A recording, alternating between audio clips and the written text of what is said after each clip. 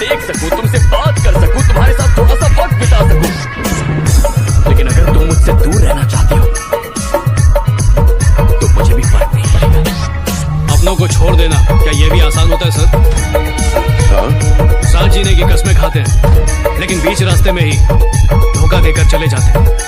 उनके बारे में आप क्या कहेंगे?